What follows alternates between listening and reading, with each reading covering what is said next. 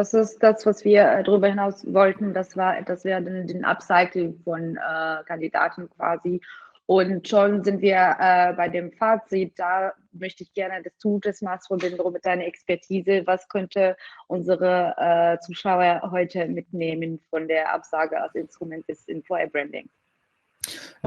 Ja, also ihr habt ja auch auf eurem Blog gerade das Thema Green Recruiting Ja, tatsächlich. thematisiert und in Summe, es gibt, glaube ich, am Markt gar keinen richtigen Begriff dafür. Ne? Es kann unter Green Recruiting oder Sustainable Recruiting fallen. Also grundsätzlich mal deutlich sinnvoller mit den Ressourcen umzugehen, die man da zur Verfügung hat. Und ich merke es auch bei unseren Kunden, dass wir grundsätzlich anfangen, sich Gedanken um den Bewerbungsprozess zu machen, nicht nur zum Beispiel aus Candidate Experience Perspektive heraus, sondern jetzt gerade aktuell, weil sie auch einen Mangel an Recruitern haben. Also das hat tatsächlich auch einen Ressourcenmangel, der Unternehmen dazu zwingt, plötzlich effizienter zu arbeiten, ganz genau hinzusehen, wie viele Interviews mache ich, lade ich die Kandidaten. Und das ist natürlich auch ein extremer Vorteil, einer der wenigen sehr guten Vorteile der Pandemie, dass sich das ganze Thema online so krass etabliert hat, dass Bewerbungsverfahren oder Prozesse jetzt überwiegend digitalisiert wurden, wie du ja auch schon in den Trends gesagt hast. Und das ja auch von Kandidaten und Kandidatinnenseite angenommen wird. Da haben wir beispielsweise schon eine Studie gehabt, wo man deutlich sehen konnte, dass das gewertschätzt wird von Kandidaten und Kandidatinnen. Die meisten tatsächlich sagen, irgendeinen Schritt hätte ich dann doch gerne persönlich. Aber Hybrid in Summe ist super. Ich bin viel flexibler. Ich muss keinen Urlaubstag nehmen. Ich muss nicht irgendwo hinfliegen. Mein Fußabdruck, CO2-Fußabdruck bleibt kleiner und so weiter. Also es sind viele Gründe, die da tatsächlich angeführt werden, was hochspannend ist. Und was ich aber auch zum Beispiel interessant fand, gerade in diesem Punkt, vielleicht das ein bisschen auch im Ausblick, das ist wieder ein Filterkriterium, weil wir haben auch zum Beispiel gesehen, dass IT-Fachkräfte tendenziell sagen, also häufiger als alle anderen Zielgruppen, Moment, selbst wenn es ginge, ich finde es eigentlich online ganz gut. Man möchte fast sagen, da wird voll ins Klischee gehauen, aber tatsächlich fand ich sehr, sehr spannend, dass in vielerlei Hinsicht natürlich IT diesem Thema offener gegenübersteht, aber eben auch dann ganz deutlich sagt, tatsächlich sind 20% der ITler, die auf jeden Fall sagen, nee, lass das bitte alles online.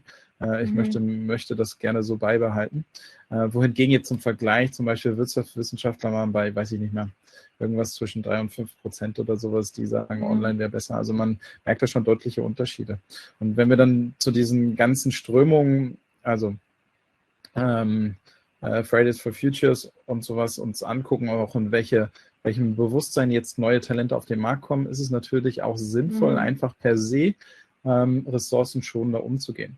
Hat auch zum Beispiel einen großen Impact auf das Thema Employer Branding, weil viele Unternehmen sich ja auch grün gebrandet haben und mit Sustainability etc. rausgehen. Das muss sich dann auch konsequent auf den Recruiting-Prozess weiterdenken. Das ist so wie früher auch, ich hatte früher mein Highlight-Kunde früher war, namentlich werde ich ihn jetzt nicht nennen, aber der hat sich mit dynamisch und schnell positioniert in der Arbeitgebermarke. Und er hatte dann seinen 60-Tage-Bewerbungsprozess. Also spätestens nach 20 Tagen denkst du doch nicht mehr, dass diese EVP irgendwie gelebt wird. Und genau den gleichen Effekt haben wir natürlich auch bei Arbeitgebern, die sich jetzt in diese Richtung positionieren wollen oder auf ihrer Karriereseite irgendwie dargestellt haben, Mensch, wir sind auch grün, aus welchen Gründen auch immer, vielleicht produktseitig oder sonst irgendwas. Für die ist es natürlich entscheidend, dann eben sowas auch konsequent bis auf den Recruiting-Prozess herunterzubrechen. Und eure Beispiele jetzt in den Blogs, ihr habt 7 Tipps gegeben für grünes Recruiting, finde ich, gehen da voll mit rein. Aber genauso dieses Kandidaten-Recyceln ist halt, zahlt meines Erachtens auch auf diese Karte mit ein, dass ich nachhaltig mit Ressourcen umgehe. Und das vielleicht so ein bisschen als Ausblick, aber ich freue mich auch natürlich, wenn ihr noch Fragen stellt oder auch noch Kommentare dazu abgebt, wie ihr das seht, aber dieses Thema, also ich glaube, es ist gar nicht so dieses Thema grünes und nachhaltiges Recruiting, auch das mit dem Kandidatenrecyceln, hoffe ich zumindest und glaube ich auch, wird viel schneller in so eine Art, wie nennt man das, Commodity übergehen, also so ein Standard, ne? Also dass das einfach erwartet wird, dass genauso wie man spricht ja auch häufig von Hygienefaktoren oder sowas. Das wird einfach in Zukunft Standard sein, dass Unternehmen so umgehen und man guckt dann eher komisch, wenn es nicht so ist.